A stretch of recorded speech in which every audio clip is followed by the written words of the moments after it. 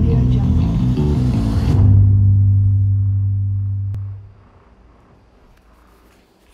E muito bem-vindos a mais um programa Francamente pela Rádio Difusora 810 e também pelo portal jj.com.br. Tainã na área com vocês na próxima hora, sempre trazendo uma pessoa interessante, um papo incrível, e hoje não será diferente. Estamos aqui, gente, nessas semanas aí de Bienal, o Brasil todo está voltado para leitores, para escritores, para escritoras, e aqui a gente está fazendo algumas mesas, está fazendo um especial Bienal aqui, ó. Eu não fui à Bienal, mas a Bienal vem até mim, e a gente tem a honra hoje de entrevistar uma mulher. Eu estava aqui trocando uma ideia com ela, já adorei, de paixão. Ela escreveu um livro, e eu me identifico muito, ela falou que muitas pessoas se identificam, eu como uma pessoa que fiz faculdade de Direito, lá em 2003, antes de começar na Rádio Difusora, ela escreveu um livro, Eu Odeio Advogados. Como encontrar o seu a partir das melhores histórias. Estou com ela, que tem um nome diferentão aqui, ó. Niver Bosley Acosta. Bem-vinda, tudo bem? Tudo bem, Tainã. Tudo jóia. Obrigada pelo convite, obrigada pela compreensão e pela minha falta de voz, me desculpa. Garota, você foi a algum show? Me conta aonde você perdeu a sua potência vocal, né? Eu acho que eu perdi a potência vocal explicando porque eu odeio advogados. Eu até queria ter perdido numa festa, numa balada, indo dormir tarde, mas não aconteceu. Foi trabalho mesmo. Foi trabalho mesmo. Foi. E hoje, assim, não tem como a gente não chegar nesse assunto, por que você odeia advogados. Uhum. Mas vamos começar do comecinho da vida, assim. Vamos. Você escolheu ter uma carreira dentro do direito. Uhum. Entrou na faculdade, fez aqueles 5 anos. A faculdade de Direito, embora forme muitos alunos, não é um lugar fácil de se estar, não é um lugar barato, muitas vezes, né? Quando você faz as universidades pagas, é um lugar que precisa de dedicação. Como que foi o seu processo enquanto aluna de Direito? Quantos traumas? Quantos sonhos foram perdidos naquelas salas de aula? E eu Me vou te conta. dizer que eu não fiquei só 5 anos, eu fiquei bem mais tempo. Porque quando eu decidi pelo direito, pensei em ser várias outras coisas antes. Mas quando eu decidi fazer direito, cursar direito, eu ainda interrompi para morar 1 ano fora do país. E quando eu voltei, eu estudava na Serra Gaúcha, em Caxias do Sul. E aí eu voltei e eu achei que morar em Caxias, depois de ter passado um tempo fora, era uma coisa muito pequena. Então eu fui para a capital, para Porto Alegre.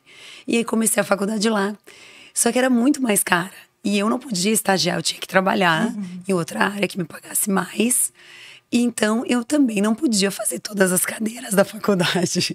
Foi fazendo Então, de fui pouquinho em fazendo pouquinho. aos poucos. Então eu peguei várias pessoas de várias idades e fui acabar. Eu acho que depois de, se eu não me engano, 8 anos de faculdade. Uau. Então foi uma grande jornada. E eu acho que o bom disso tudo, eu não fui aquela aluna que tinha uma turma na faculdade, que saía para fazer festa. Eu tinha que trabalhar, então eu estudava de manhã e trabalhava até à noite. E o foco foi realmente concluir a faculdade, eu tinha essa meta. Então ela foi assim, não foi uma batalha, eu digo, acadêmica. Eu achei a faculdade relativamente fácil. Foi uma batalha por conseguir concluir trabalhando, tendo uma vida cheia de obrigações. Tendo né? uma vida. Tendo uma vida, exatamente. Eu não era a melhor aluna, eu nunca fui brilhante na escola. Aliás, na escola eu fui realmente bem fraca. Eu não gostava de estudar, eu acho que eu nunca gostei que me impusessem algo para estudar. Ai, eu te entendo super, gente. Todo mundo fala assim, você fez direito, você gosta de ler, né? Sim, mas as coisas que eu escolho, as coisas que eu gosto, né? Não necessariamente, né? Um vade-mecum, ou sei lá, qualquer outra coisa, né? Não, e é isso, né? Eu não tinha empolgação, mas também se me dessem um caso, por exemplo, de direito penal, nossa, eu era brilhante, sabe? Se eu tivesse que fazer um trabalho sobre um tema que me entusiasmasse, eu era brilhante. Agora, naquilo daquele dia a dia, eu realmente não tinha vontade. Mas você queria ser advogada? Qual que era aquela projeção que você tinha? Então, eu até falo no livro, né? A gente vai dando spoiler do livro. Vamos dar spoiler. Eu, no fim, fiz um teste vocacional. Quando eu não sabia o que fazer, eu tive uma amiga que me socorreu. E disse, vem cá, vamos fazer um teste vocacional. E no teste deu psicologia, primeira opção, segunda direito. Só que eu tive que ser muito objetiva. Bom, psicologia era um curso que tinha que cursar à tarde, não tinha a menor possibilidade, porque eu precisava trabalhar. Vamos no direito. E foi assim que eu decidi pelo direito. E o que eu tinha em mente era me formar. Isso ia sair um pouco da curva, né? Que era ter o diploma. Era ter um diploma. Eu queria ter um diploma, uma profissão, então vamos lá. E assumi que eu ia fazer direito e que eu ia concluir direito e que eu ia trabalhar com isso. Ponto. Tanto que quando eu terminei a faculdade, eu fiz a prova da ordem e depois já entrei como sócia no escritório de advocacia. Então, era uma meta. E eu concluí essa meta. E eu fui conhecer o direito, claro, tive exposições ao longo da faculdade, porque eu tive uma oportunidade de fazer estágio na Defensoria Pública, e que foi revelador. Mas eu aprendi direito trabalhando com ele. E eu trabalhei numa área que foi muito legal, que me ensinou muito. Eu trabalhei com uma pessoa que foi incrivelmente paciente em me ensinar o que eu soube, o que eu sei. Mas eu descobri que não era a área que eu queria. E foi através dessas experiências que eu consegui extrair o que eu sabia fazer, qual era a minha habilidade natural dentro daquela formação. Porque tem essa questão, né? Eu entrei na faculdade, eu acho que a gente tem que escolher faculdade muito cedo, pelo menos Sim. lá na minha época, né? Sai do colegial com 17 anos ali, aí você tem que escolher uma profissão e parece que aquele lugar é o lugar que você vai habitar o resto da tua vida. Exato. É claro que hoje a gente tem novos modelos de mercado de trabalho, a gente tem um outro cenário social e de trabalho, enfim, muda um pouco esse contexto.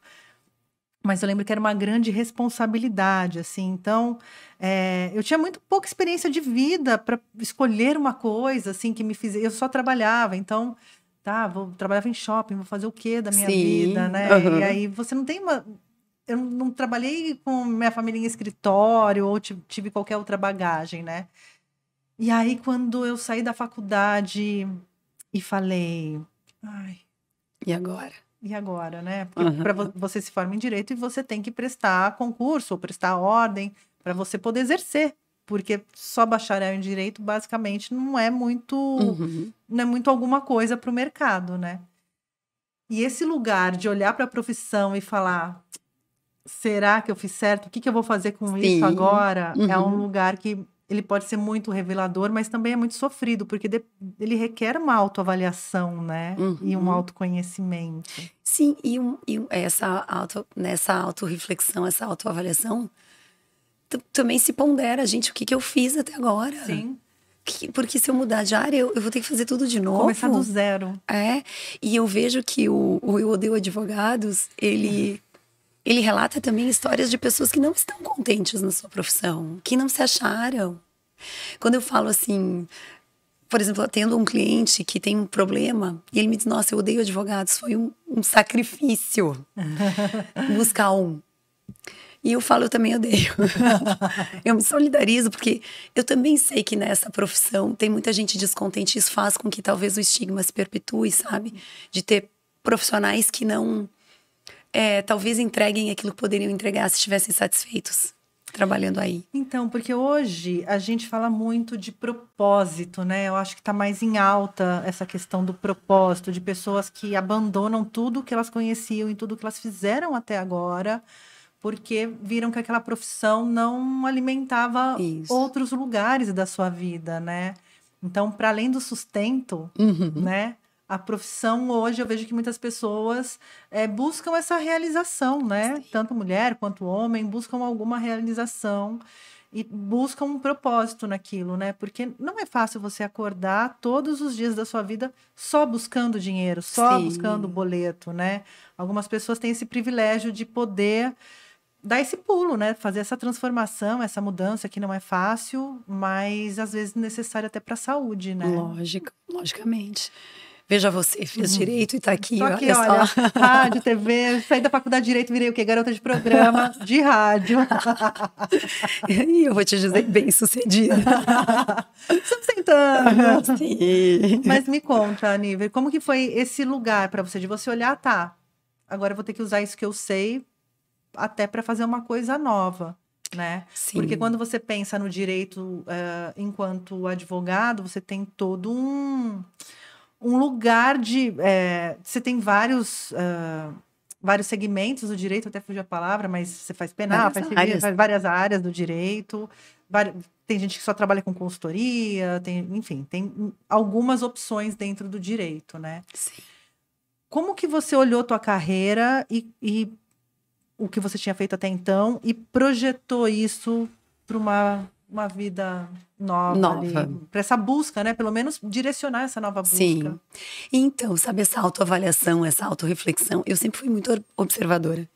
Então, enquanto eu trabalhava, enquanto eu estagiava, eu observava muito as pessoas, como elas se comportavam, o que elas buscavam, o que eu buscava nisso tudo. E quando eu me vi descontente trabalhando daquela maneira, eu também pensei, gente, o que eu gosto? O que eu sei fazer? Porque tem coisas no direito que vinham e eu, nossa, que chato. Ai, que chato. Ai, que droga que eu vou ter que fazer isso. Sabe? Mas tinham coisas que me encantavam, que eu adorava fazer. Por exemplo, eu me envolvia tentando resolver problema das pessoas extrajudicialmente. Sabe? Extrajudicial. Aí, gente, aquela garota que tinha a opção de fazer psicologia à tarde, dá uma gritadinha ali, né? Posso ajudar as pessoas sem litígio. Então, por exemplo, às vezes eles estavam esperando para consulta, eu começava a conversar, fazer uma preliminar antes da minha sócia atender. E eu falava, mas o que aconteceu? Mas por quê? E ia conversando, me solidarizando. E eu vi um espaço emocional nos conflitos. E eu, de certa maneira, entendia, até por reconhecer também, ser reconhecida nos meus meios de amizade, como a conselheira, como a que escutava, sabe? Como a que tentava. Já tinha essa bagagem na tua vida. Só que a gente não se dá conta, né? Sim. Não é uma coisa que você, nossa. Então, eu comecei a ver, nossa, mas eu gosto tanto de me relacionar. Eu gosto tanto de falar, eu me interesso pelas pessoas. Eu quero resolver. A audição escutativa. Audição ativa. Tô bem daqui. Sabendo bem. E foi assim que eu comecei a me encontrar. Por exemplo, quando eu entrei na faculdade, eu queria ser criminalista. Obviamente. Eu também, garota. Eu queria mudar todo acadêmico, o mundo. Queria mudar o mundo através do direito penal. Eu também. A minha primeira exposição com direito de família foi um desastre. Eu pensei, nossa, eu nunca vou trabalhar com direito de família. E aí, olha só, eu trabalho com direito de família, com relações familiares. Só que eu acabei, nesse dia que foi o dia revelador para mim, que eu conversei comigo. E eu me perguntei, o que tu tá fazendo? O que tu quer fazer? Eu me encontrei descobrindo, revelando para mim mesma quais eram as minhas habilidades e descobrindo qual era o nicho que eu gostaria de trabalhar, que era com pessoas. Não me interessava ver ou produzir um contrato que o diretor da empresa nem ia ler, ou fazer uma tentativa de acordo que eu ia submeter alguém que não tinha condição de dizer sim ou não concordo, porque não tinha alçada. Mas eu falar com as pessoas, mostrar para elas o que eu via daquela relação, como eu via aquele desfecho, o que eu podia fazer. E aí eu me dei conta que estava muito mais nas minhas mãos do que nas mãos do judiciário. Porque quando a gente submete uma demanda, um problema para alguém que é um judiciário, é um terceiro, ele está atolado de problemas. Ele não tem capacidade de encarar o teu como problema dele. Ele nunca vai fazer isso. Essa relação de empatia, né? Não tem como. Pode ser o melhor juiz, pode ser a melhor vara. Não tem como, porque tem muitos processos. Então, por que não manter a autonomia? Então, e tem a questão também do envolvimento, claro, né? Porque ali estão pessoas técnicas preparadas para resolver uma questão que está na letra da lei. Claro. Né? É mais pragmático, mais matemático. É objetivo. E a vida não é assim. As relações familiares, elas trazem contornos diferentes. E se a gente não olhar para cada caso como um caso isolado, bom, então na justiça é 50%, só que vai sair daqui uns 12 anos, se vocês discutirem sobre qualquer ponto. Estou generalizando, obviamente, mas é mais ou menos assim que funciona. Então, o contexto familiar, ele tem seus desdobramentos, sua particularidade, sabe? A família é tudo igual. Claro, talvez na estrutura, visivelmente, assim, de fora. Mas, sabe, aqueles assuntos mais íntimos, aqueles pactos verbais, sabe? A proteção àquelas crianças que sofrem com alguns conflitos. E às vezes quando chega assim num litígio, são duas pessoas muito magoadas, muito machucadas, e não é mais sobre o conteúdo que está se tratando. Só, pura e simplesmente, com quem vai ficar o bem ou criança. Aí tem uma relação de duas pessoas, dois seres humanos ali. Dois seres humanos. E aí, às vezes, as pessoas acreditam, os operadores ali desse processo, que revelando particularidades da vida, eles podem ganhar em alguma coisa. Vou te dar um exemplo. Um casal que acabou decidindo se divorciar, tem filhos, e teve lá uma infidelidade de uma das partes. O outro advogado, achando que pode trazer um benefício para aquela ação, revela aquilo. Ah, fulana foi traída pela vizinha, não sei o quê. Que diferença isso faz para o processo? Porque a pessoa, quando lê, revive a dor. Que diferença aquilo faz? Porque eu quero que meu filho veja quando ele criar capacidade para interpretar isso. Nossa, que maduro! Nossa, e que peso você deixa de legado para uma criança, né? Uma relação tua de homem e mulher, né? E aí vou colocar esse peso aqui na vida dessa criança e tá tudo bem. Não, e aí eu te digo, Tainã, se isso fosse com você, tá? Você tá sofrendo, eu não posso negar que isso é um sofrimento. Eu não tenho que dizer, olha, querida, é o seguinte, passou, tá? Eu tenho que acolher teu sofrimento.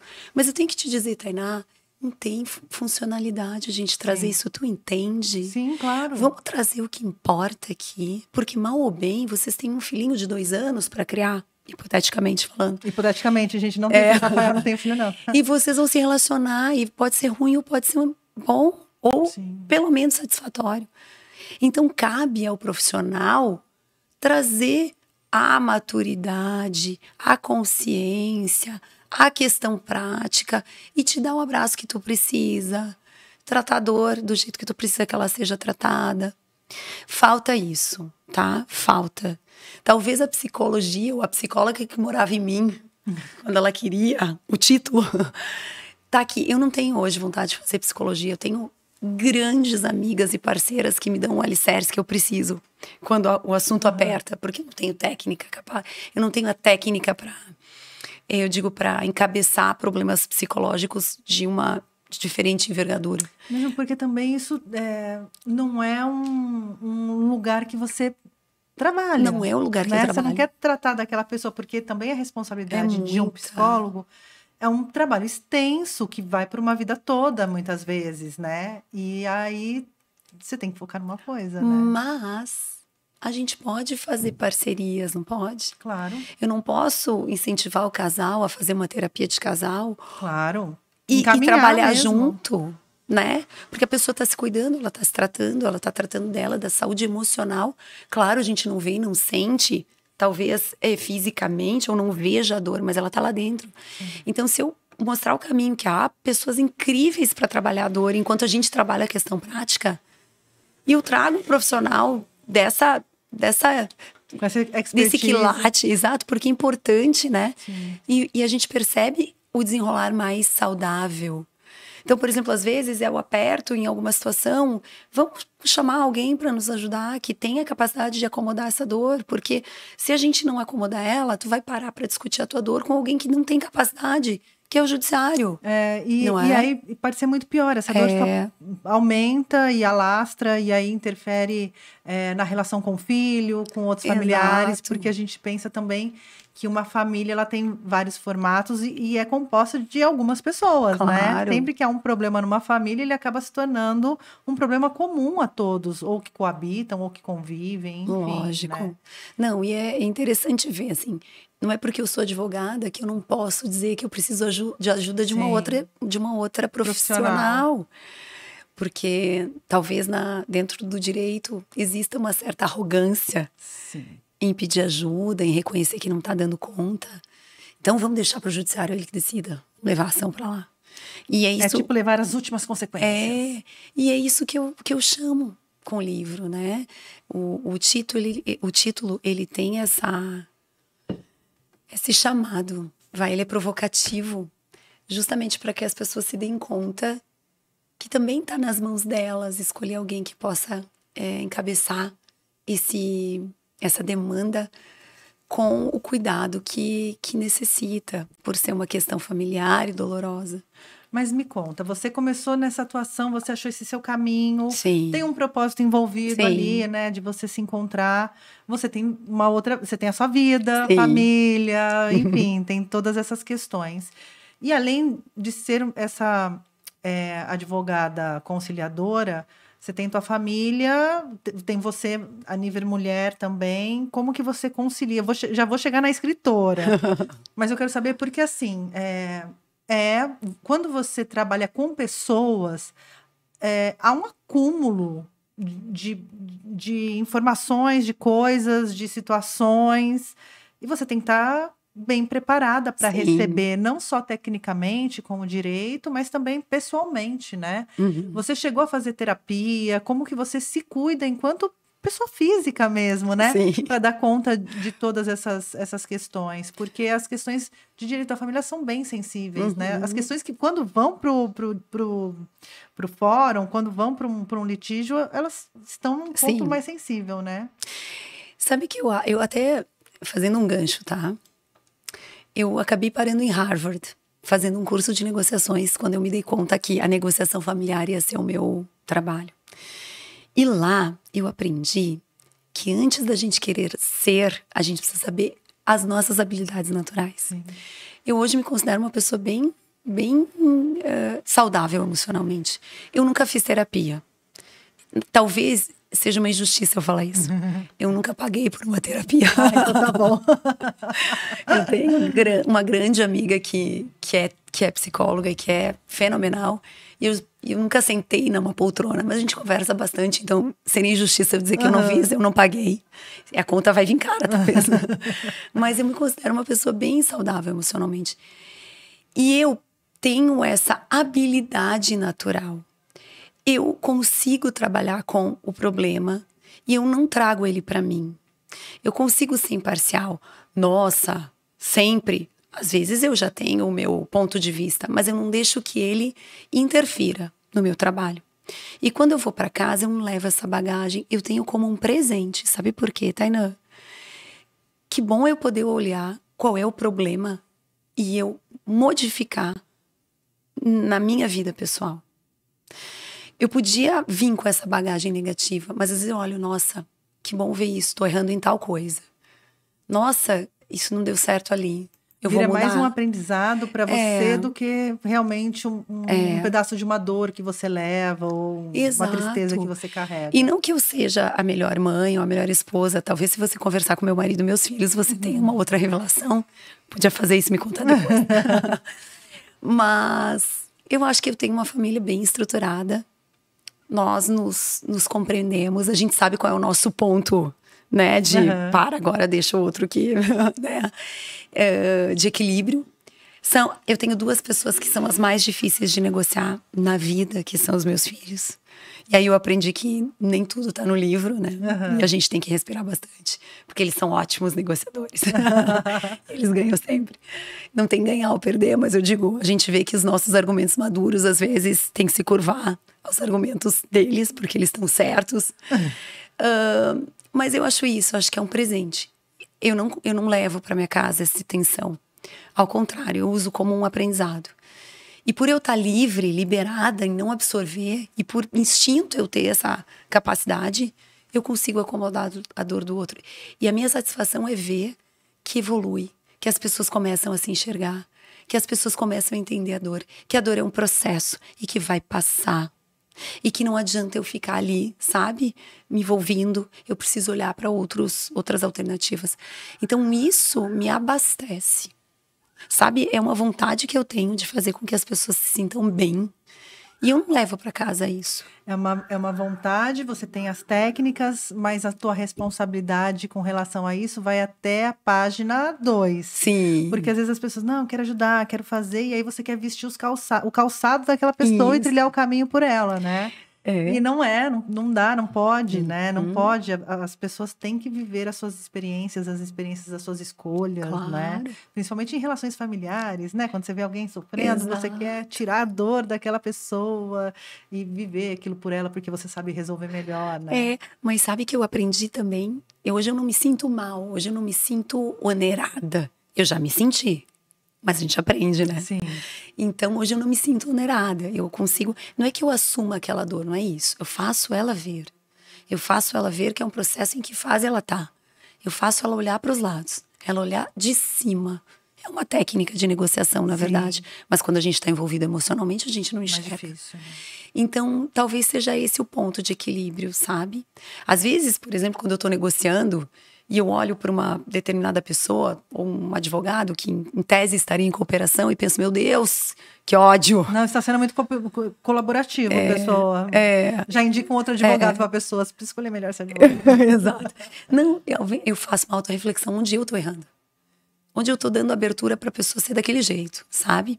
E aí tento mudar o discurso.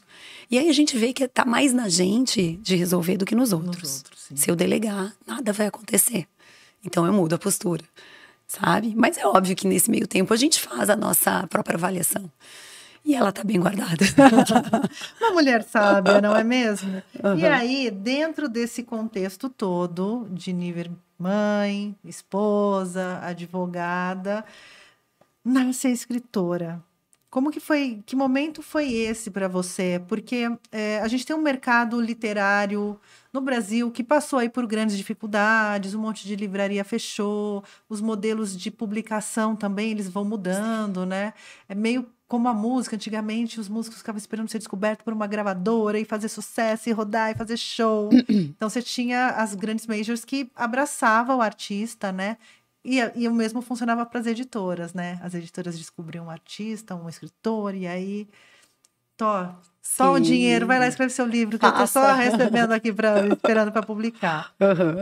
Quando surge essa necessidade de escrever e de publicar um livro? Porque poderia ser um blog, poderia ter qualquer outro formato digital, que hoje é comumente né, mais facilitado, enfim. E aí a garota foi lá e vamos lançar um livro. Me conta esse processo aqui.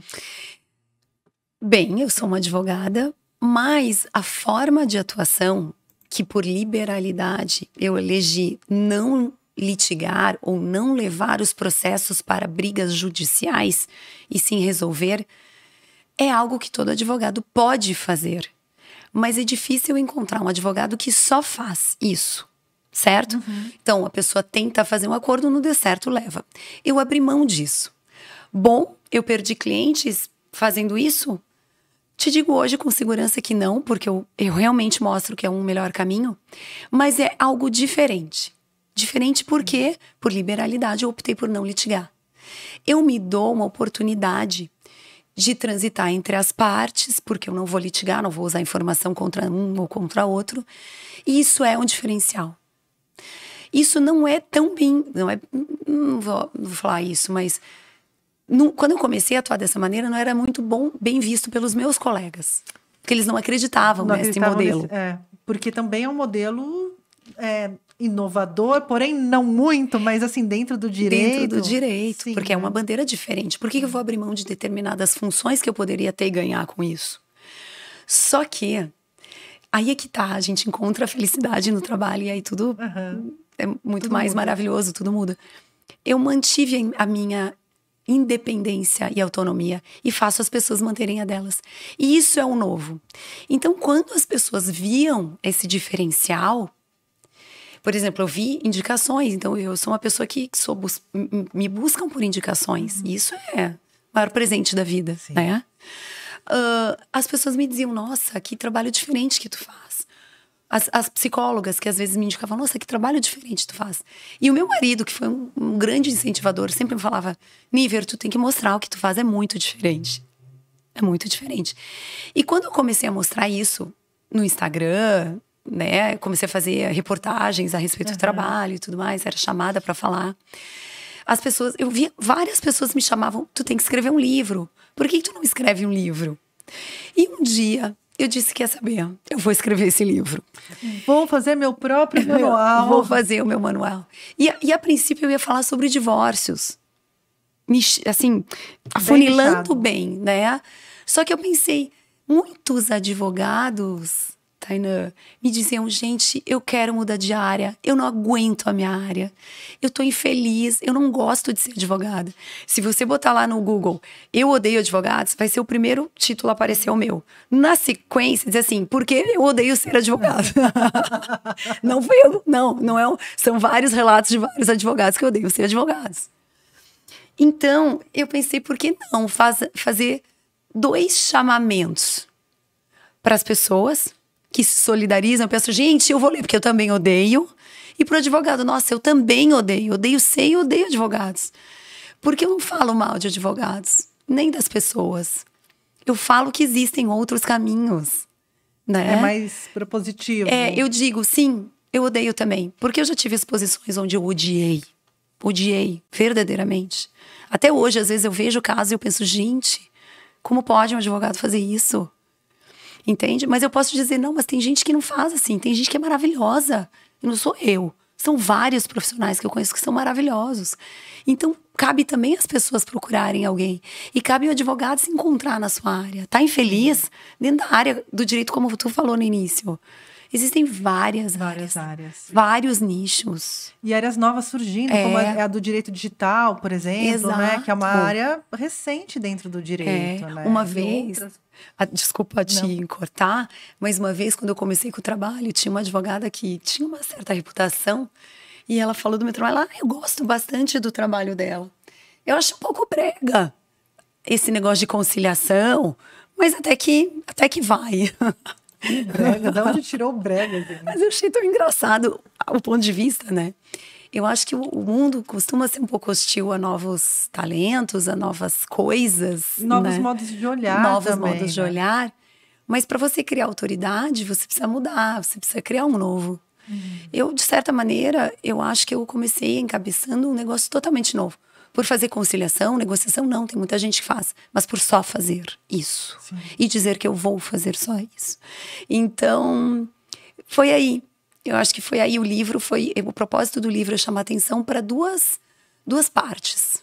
Quem precisa e quem é. E quem é, perfeito. Como que foi sua relação com a internet? Você falou, colocava no Instagram e tal. Sim. Porque a OAB tem algumas restrições, né? Eu não sei como que tá hoje, mas com publicidade. Como que funciona isso? Sim. Porque eu acompanho, tem alguns perfis, até no TikTok hoje tem perfis maravilhosos, assim, de dica de direito. Eu tô sempre lhe dando uma espiadinha, assim, às vezes até de uma forma mais engraçada, mais leve, né? Trazendo uma consciência sobre alguns direitos, né? Que a gente tem ou que a gente pode buscar. Tem um que eu sigo que é só sobre pensão e relações de marido, mulher com filhos, enfim. Outro que relações mais comerciais, enfim, são vários os nichos, né? Mas como que você começou a se posicionar na internet? Como que foi isso para você? Teve alguma questão relacionada ao OAB? Ou de outros advogados? Não, isso não pode. Sim. Não, sabe que não. Eu encaro também a ordem como um órgão que nos protege. Sim. E eu não tô ferindo ninguém, né? Ao contrário. Tô dizendo que existe dentro de quem tá insatisfeito algo que se possa mudar. Então, não tenho esse medo. Eu acho que a maior dificuldade do Instagram foi mostrar, né? Nos mostrar. Porque eu tenho minha vaidade. E eu sou bem vaidosa. Sim. Isso não se sobrepõe a nenhum outro interesse. Gente, deixa eu só fazer um parênteses aqui. É que eu tô entrevistando, fazendo corte aqui ao mesmo tempo. Mas para você que tá na Rádio Difusora, vá agora até o YouTube do Francamente para ver essa convidada. Ela é belíssima. Belíssima. Mulher linda, inteligente, cheirosa. Tá rouca. Tem que ter um defeito, né? Tô sensual. Tá sensual, gente. Eu vou deixar ela fazendo o programa da madrugada, só chamando Love Songs aqui pra vocês. Pra você que está aí no seu quarto. Acabou de se divorciar, tá sozinho, tá carente. Contratada. Temos aqui a nova radialista, a Níver, escritora, advogada radialista também. Nossa, seria uma nova versão. Uma nova versão. Você tem sua vaidade. A minha vaidade. E aí mostrar isso, de que forma? Eu vou dançar. Não vou dançar.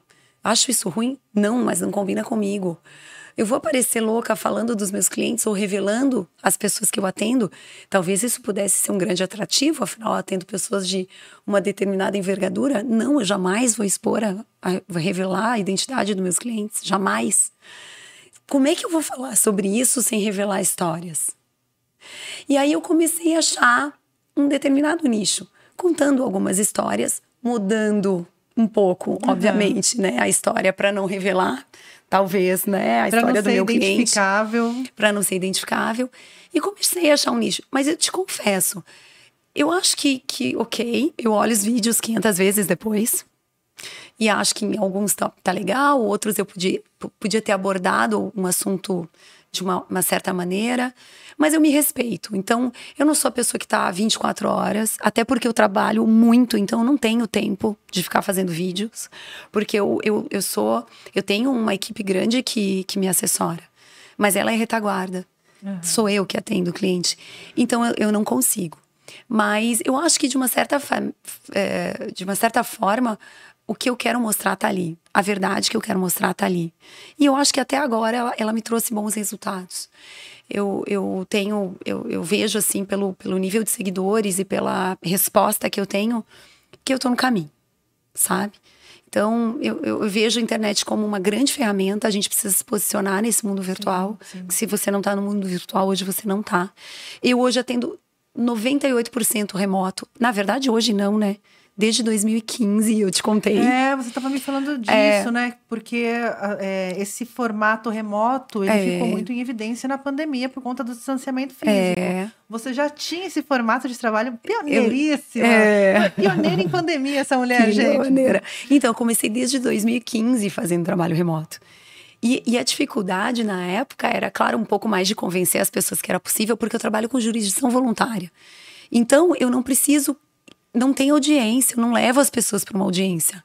Elas não saem da sua casa, ninguém precisa ir para o fórum, né? Que é uma grande facilidade. Então eu já trabalhava assim, só que a gente falava por telefone, olha só. Eu não fazia vídeo, não tinha essas plataformas grandes de fazer reuniões. Até tipo tinha, mas não eram tão acessadas.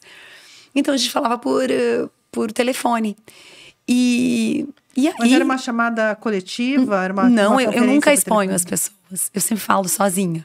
Então, por exemplo, quando eu faço a interface do divórcio com as duas partes, eu nunca ponho as duas juntas. Entendi. Eu sempre converso isolado.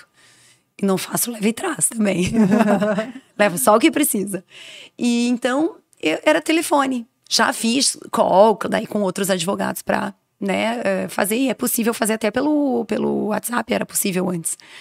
Só que depois da pandemia, as pessoas se revelaram nos vídeos, elas tiveram que se mostrar. Sim. Então, foi melhor. Para mim, melhorou a forma de fazer as reuniões. Mas porque as pessoas tomaram para si esse modelo de porque elas não tiveram alternativa. Não tiveram alternativa. Exato. Elas tiveram que se adaptar. E aí todo mundo foi buscar uma plataforma que atendesse todas as demandas da vida. Trabalho, aniversário de parente que tá longe, qualquer que fosse o motivo, aula, né? Qualquer que fosse o motivo, teve que migrar. Não, já na época eu já atendia pessoas de vários lugares do país. Hoje melhorou pra mim, porque as pessoas já entendem que é possível, dá pra fazer. Pra te ter uma ideia, eu moro em São Paulo, eu atendo bastante gente em São Paulo que nunca foi no meu escritório, eu tenho um escritório físico, mas eu atendo a maioria dos meus clientes é Minas Gerais. Uau. Sabia? Minas Gerais, Santa Catarina, Rio Grande do Sul. Minas é o estado que lidera.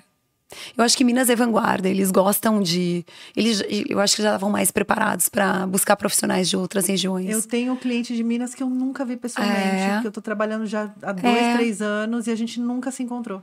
Nunca. E é muito legal, por exemplo, Amazonas, sabe, Mato Grosso, Acre, enfim, vários lugares, Paraná. Eu atendo pessoas do Brasil inteiro. E é bonito ver como dá para fazer. Sim. E como, de uma certa maneira, creio eu, que eu tenho uma visibilidade por esse modelo novo de trabalho. As pessoas estão me vendo, e é pela internet. Eu não acho que elas vão lá, advogado consensual. Nossa, vou lá. Mas eu acho que elas têm recomendação e vão lá olhar. né? Mas é o lance que você falou antes de ganhar autoridade em determinado tema. Sim. Para quem sabe usar as ferramentas, para quem sabe se posicionar na internet, seja em qualquer rede social, seja Facebook, Instagram, YouTube, TikTok, porque o TikTok ele não é mais um lugar de dancinha. Você tem muitos conteúdos, muitos profissionais também no TikTok. É uma rede social de vídeo. Sim. Né? E as pessoas ficam, porque o algoritmo isso, o algoritmo aquilo. São pessoas que estão lá, de alguma forma, né? Calibrando o que te entrega mais e o que te entrega menos. Mas para profissionais, hoje, dentista tem que estar nas redes sociais. Todos os profissionais. Então, esse lugar que você alcançou de chegar e chegar com conteúdo, chegar com responsabilidade, ele é exemplar não só para quem está na área do direito, mas para qualquer área, né? Exato. Vai dizer que hoje, se você recebe indicação de um profissional, você não vai lá, não. Deixa eu ver quem é. Na hora. Aquele cartão de visitas, de papel que a gente fazia antes, ele se transformou. Sim. Hoje são essas plataformas, essas mídias. Não tô falando que só se vive disso. Mas esse mundo moderno, ele precisa disso. Então as pessoas vão lá e a chancela do seu trabalho é... Nossa, olha só. Ah, que legal o trabalho. E, por exemplo, tem profissionais que dançam, tem profissionais que fazem reels, tem profissionais que fazem, né, os quadrinhos aqueles e tal. E aí tem público para cada um deles. Sim. Sabe? Porque há vários níveis de leitura, né? Tem gente que você vai publicar um livro e vai alcançar, tem gente que você vai fazer um post no Instagram. Exato. E vai chegar mais do que você chegaria com um livro, né? Porque as pessoas são múltiplas, né? São. Isso é legal. Existem os tribos, não que isso seja regra, porque eu acho que as pessoas hoje circulam muito... Sim. Tem pessoas que circulam muito bem em determinados perfis, mas as pessoas acabam seguindo aquilo que é mais próximo a elas. E onde elas se reconhecem também, porque tem essa questão, né? Sempre que você vai contratar um serviço, você tem que ter um mínimo de afinidade com aquele profissional que você vai contratar. Lógico. E a internet, ela ajuda a transpor esse lugar, né?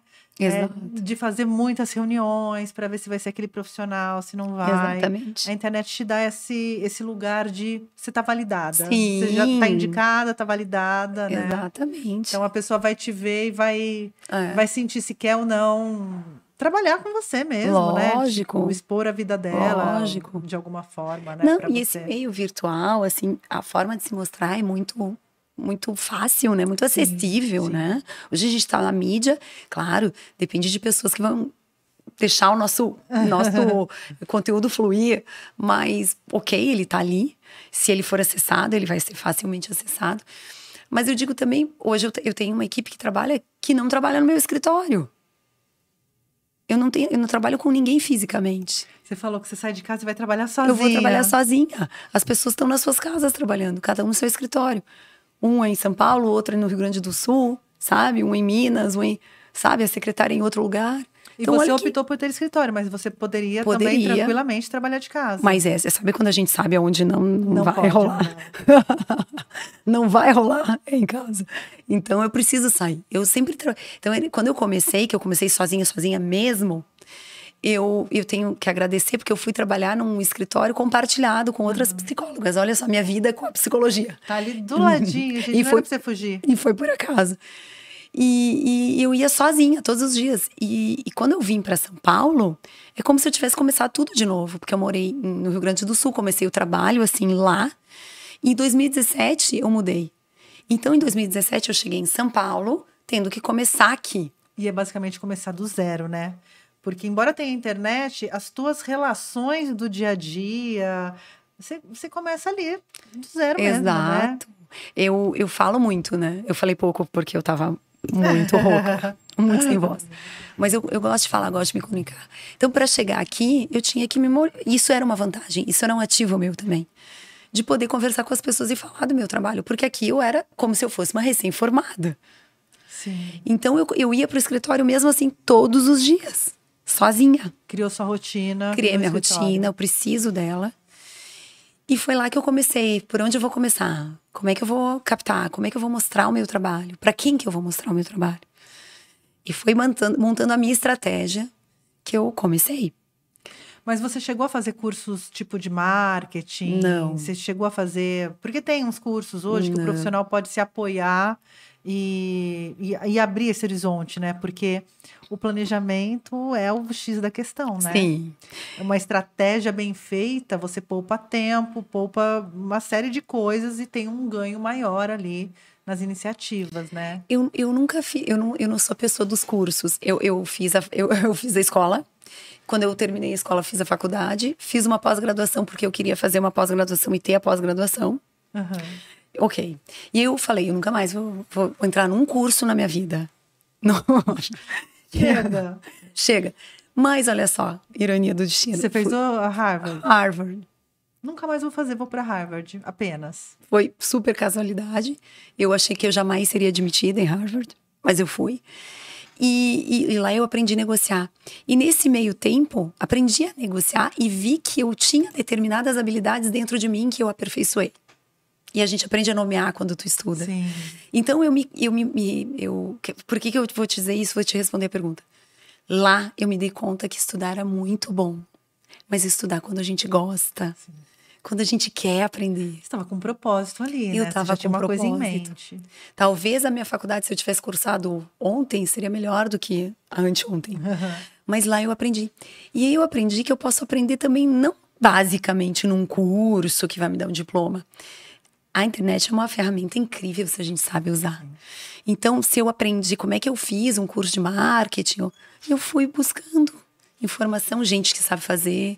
Aí eu olhava personalidades que eu adoro. Nossa, olha como ela se comunica. Olha que legal, como é que ela faz. Olha isso, olha que ferramenta legal. Então, dentro da internet mesmo, eu comecei a buscar perfis que eu me identificava e o que elas faziam de legal, o que elas faziam de bom. Então, eu acho que eu aprendi um pouco daí. Eu tenho muito a aprender, muito, e eu sei disso, eu sei que eu tenho muito a melhorar, sempre, muito né? a aprender, muito a fazer. E que a vida é uma jornada incrível e que isso é um grande aprendizado. Mas eu acho que é através daí. Então, eu me lembro que a única vez que eu fiz oratória, por exemplo, foi na faculdade. Era um curso de argumentação jurídica e oratória. Das poucas disciplinas, assim, que eu realmente me recordo com satisfação. E eu me lembro que a primeira aula, a professora botou uma câmera e tinha um aquário assim, cheio de papel, um papelzinho, e fez todo mundo sentar. E aí ela disse assim: oi pessoal, tudo bem? Vocês vão sentar ali, vão se apresentar e vão pegar um papelzinho e vocês têm 2 minutos para falar sobre esse tema. E era assim, peixe. Sabe? Se vira. Microfone. Temos aleatório. Aí ela fez e depois ela começou a mostrar pra gente. Gente, que catástrofe, que horror. Aí eu aprendi lá, sabe o quê? Não a aprender a falar, a aprender a me escutar, a me olhar. Gente, que horror. Eu falo assim, por exemplo, o né. Eu preciso me concentrar em não falar o né, porque senão o né sai sempre. Eu falo muito né. Eu falo bastante. Depois eu penso, nossa, como eu falei. E então, assim, ali eu aprendi, nossa, que ferramenta que ela me deu. E aí eu gravava vídeos meus, nossa, que voz horrível. Preciso mudar, faz de novo. Vai dizer que você nunca põe no repeat o áudio que você passa pros outros? Não, toda vez. Eu, assim, todos os áudios que eu mando, eu já coloco o replay ali. Mas isso é uma ferramenta. A minha filha falava assim: mãe, por que você sempre escuta o que você mesmo falou? Não, e às vezes eu nem lembro mais o que eu falei, eu fico um pouco preocupada. Exato. Eu acabei de mandar, falo, será que eu mandei essa mensagem? Tem uma loucurinha ali envolvida também, né? Exato. Então, são ferramentas. Se for ver, é uma ferramenta que você tem para se escutar, para se avaliar, para se ver. E aí se vê, poxa, será que é assim que eu quero ser vista?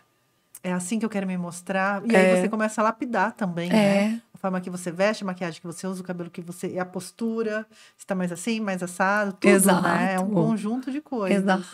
Então é uma grande ferramenta. E aí, ontem eu fiz uma entrevista e aí me perguntaram, mas você tem advogados chatos, mas tem clientes. Que engraçado, né? Porque a gente acaba atraindo pessoas que gostam do nosso perfil. Sim. Os meus clientes são os amores. Mesmo quando estão ativados emocionalmente.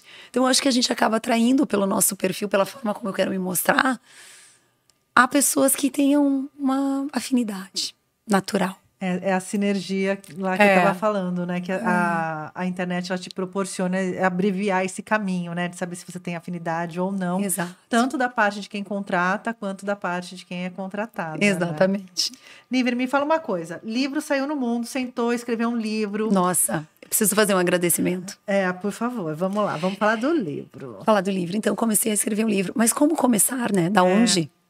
Da onde, né? Porque assim, dentro do que a gente está conversando aqui, são muitas possibilidades. Você já me deu 2 temas ali, que é para quem é advogado e não Isso. gosta mais do que faz, e para quem não gosta de advogado e de repente precisa de advogado, né? Como escolher um advogado. Eu sou muito grata às pessoas que me ajudaram e que me fizeram ser o que eu sou hoje e conquistar o que eu conquistei. E tem uma pessoa que foi fundamental, meu marido, claro, as pessoas que me incentivaram. Mas eu recebi indicação, olha a indicação de novo, né? Da Lela, Lela Malta. A Lela Malta é um grande hub de escritoras, né? Exatamente, ela tem um grupo que chama Escreva Garota, ela incentiva as pessoas a escreverem o seu livro. E ela fez a espinha dorsal. Ela me ajudou a fazer a espinha dorsal do meu livro. Nossa, Níver, que legal. Você quer... Quando eu comecei a falar com ela, você quer escrever um livro sobre o quê? Eu falei, ai, não sei. eu tenho várias ideias. Então, pela habilidade que ela teve de me mostrar o que fazer. O que fazer, como expor. Vamos começar com como?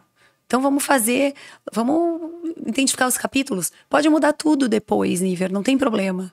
Sabe? Mas vamos identificar, porque aí eu tô te dando o norte. E ela me deu um norte. Ela me ajudou a fazer a minha jornada dentro desse jornada da escritora. A jornada da escritora. Então, e eu tenho a Ana Letícia, que é uma pessoa que me ajuda muito, que é a psicóloga, que um dia vai me cobrar a conta. Vai ser cara pra caramba. Tô muito preocupada. Desde o começo da entrevista você tá preocupada com ela. Na verdade, é um apelo pra ela. Que fala, né? Não cobra, não. Que me ajudou muito, que me deu muitas dicas preciosas. Então, essas 2 pessoas, a Lela Malta, que foi quem fez isso surgir, eu devo muito a ela, pela habilidade com que ela teve Tirou a escritora de me colocar ali. no prumo, de tirar a escritora e de me dar tapa na cara e dizer, que horror, tá tudo errado aí. Rolou isso. Lógico. Porque você tem a espinha dorsal do livro, ok. Ela falou assim, Níver, o que tu tá fazendo? Tu mudou tudo de ordem. Sabe? E de dizer, tá ótimo, é isso aí. Escreve mais aqui, faz isso. Então, assim, é legal reconhecer aquilo que eu te falei, os talentos, as pessoas que vão te ajudar e dizer, eu preciso da tua ajuda, me ajuda aqui. Então, ela foi uma pessoa que foi fundamental para mim. Tirou o melhor de você, escritora, né? E a doutora Ana Letícia, que é responsável pela minha integridade emocional, meu equilíbrio emocional, já identificou os meus esquemas, e acho que os meus esquemas, eles ajudam a ser quem eu sou, mais do que atrapalham. Então, são 2 pessoas aí que realmente merecem muito minha gratidão. E os meus clientes que me proporcionaram vivenciar histórias sofridas, mas lindas, com desfechos tão bonitos.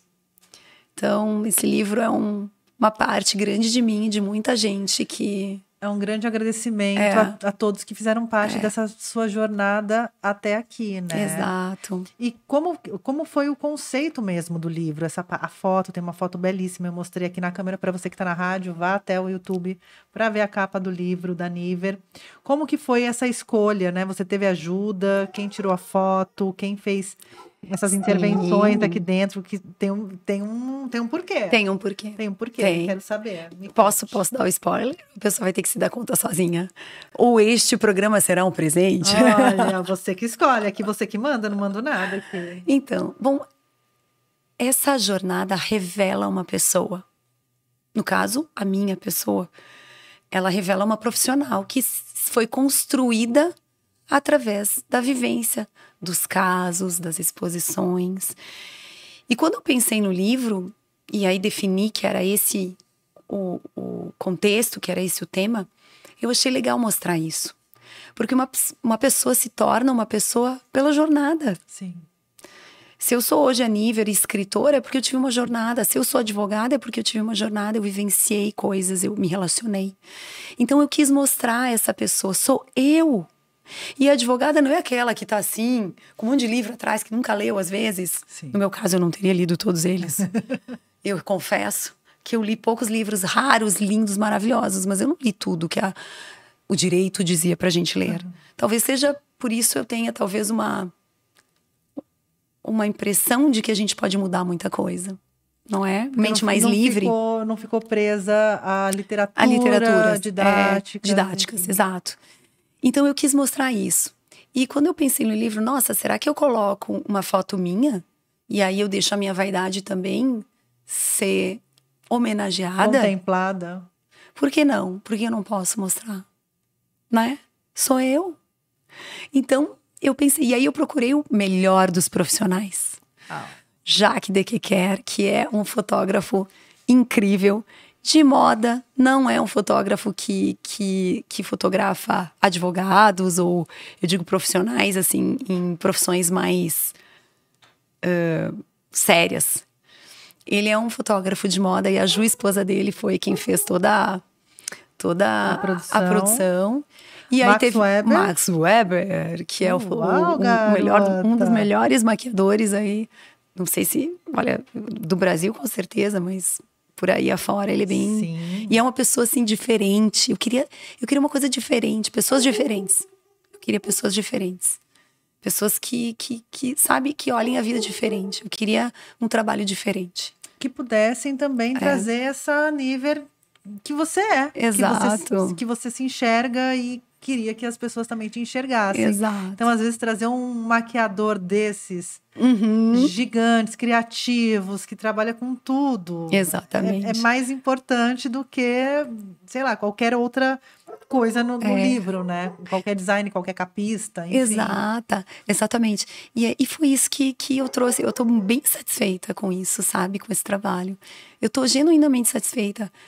Eu tô tão satisfeita que eu tô, inclusive, apta a escutar críticas positivas e negativas. E como tem sido essa recepção? Porque, assim, o primeiro núcleo é aquele amigos, família, quem estava acompanhando seus processos, né? A galera que tá te acompanhando na internet. E aí, essa bolha, ela começa a ser furada, né? Tem um outro público. Me conta como tem sido. Bom, depois que eu comecei a divulgar mais o livro, eu fazia questão de mandar para os advogados parceiros, assim, e outros advogados que eu acabo trabalhando. Meu livro tá aqui. E quando a pessoa abre ela, tu não fez isso. Sério? Sério. Mas rindo, porque as pessoas se enxergam também ali, sabe? E foi uma super provocação. Você me perguntou a OAB. Eu acho que uma pessoa falaria do título com um olhar ruim se ela não lê. Se ela, nossa, eu odeio advogados, ela odeia advogados, fala mal dos advogados. OAB, venha cá proteger os advogados. Carteirinha cancelada, essa mulher está pregando ódio a advogados. Pregando ódio. Então vai ser um pouco sensível, a crítica vai ser sensível se a crítica não lê o livro. Mas é mais sobre a pessoa do que sobre o livro. Exatamente, porque eu adoro advogados, eu amo ser, mas eu já odiei. Então, acho que essa versão eu odeio advogados é uma solidariedade. Por isso eu digo, se a pessoa só lê o título, vai ser complicado. Mas se ela lê o contexto, ela vai, o livro inteiro, ela vai ser obrigada a ler. Vai ser interessante. Até esses dias uma pessoa me disse assim, tem um erro. Eu falei, tem 7, vai ter que ler todo. Mas é legal, porque tá tudo bem. Mentira, agora a minha leitura vai virar caça-palavras. Aí a pessoa falou assim, achei um erro. Eu falei, tem que achar, tem 7. E a pessoa, eu falei, vai ter que ler. Vai ter que ler, vai ter que achar o 7. Nossa, tá aí um desafio. Tá aí um desafio pra você. Podia ser um horror, né? Podia dizer, meu Deus, tem erros. É óbvio que tem. A gente erra, né? E quem diagramou o livro? Toda a equipe da Lela. Na verdade, quem diagramou foi a Gabi, né? Malta, que é da equipe da Lela. A Lela tem uma equipe incrível. Então, eu digo, toda a questão prática do livro, depois de feito, do manuscrito, de como a gente envia, foi tudo ela. Eu acho que eu tenho que agradecer ela pelas chamadas em horários distintos que eu fiz. Horários alternativos. Horários alternativos. E eu tenho que agradecer também as pessoas que fizeram a crítica do livro. Lisandra Zanuto, que é uma pessoa que eu amo. E que eu não sei em que momento da vida a gente ia se encontrar, mas nós íamos nos encontrar. É uma psicóloga incrível que ajuda. Tem ela aqui no final do livro, na contracapa.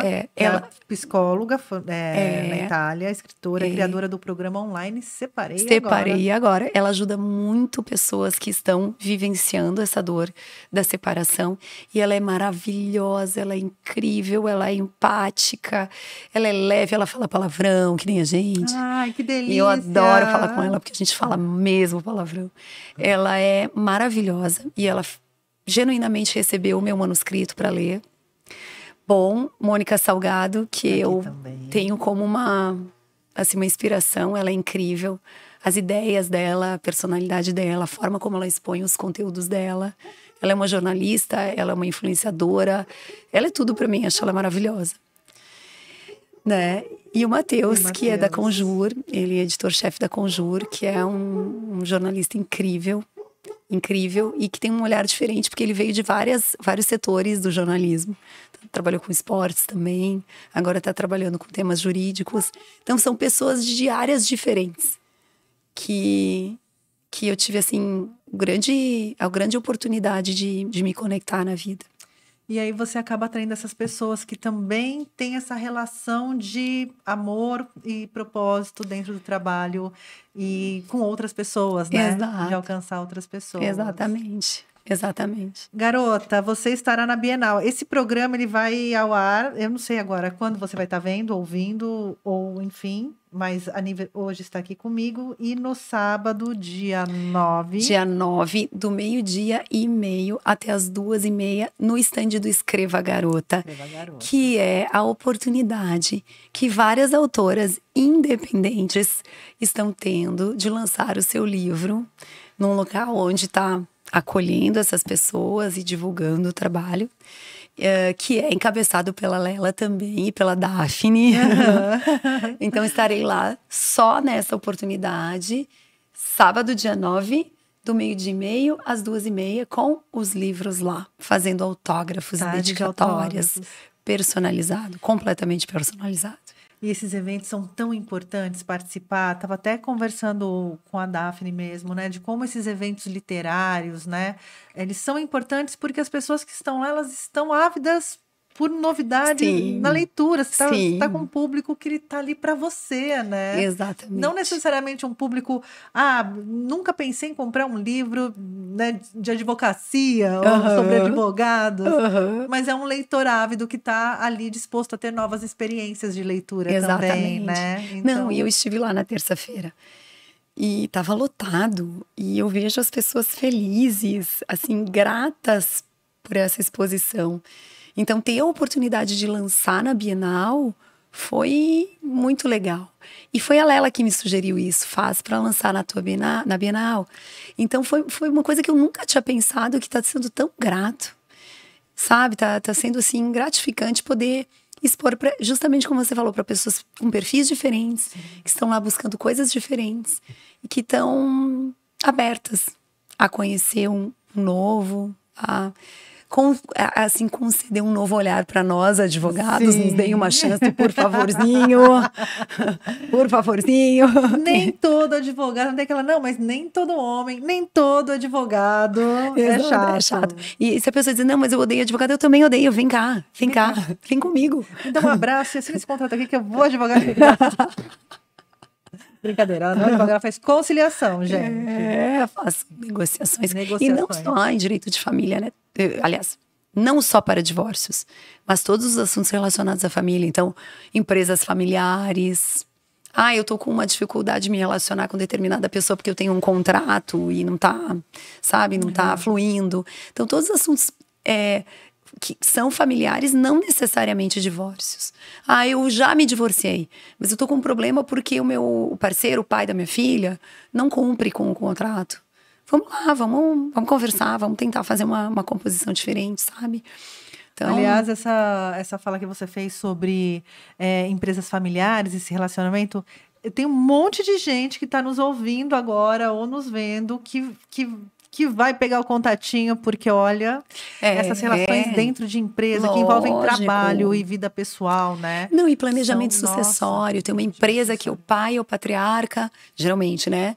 E aí o pai já tem uma certa idade, os filhos gostariam de assumir posições. E tem que fazer a sucessão. E como é que a gente faz essa sucessão sem dizer, nossa, você tá velho? Sim. Não é isso. Nossa, mas vamos, quem sabe, aproveitar a sua experiência, sabe, a sua disposição do negócio para ensinar ou para definir quem vai assumir essa posição. E como preparar também os filhos, né? Porque não é simplesmente porque o teu pai é presidente da empresa, fundador, seja lá qual lugar ali, pode ser de um mercadinho, pode ser de uma grande indústria, mas os filhos estarem preparados também para assumir esse lugar. Claro, né? Sabe que a falta de preparo das gerações foi um grande motivador de muita quebra de empresas grandes no passado.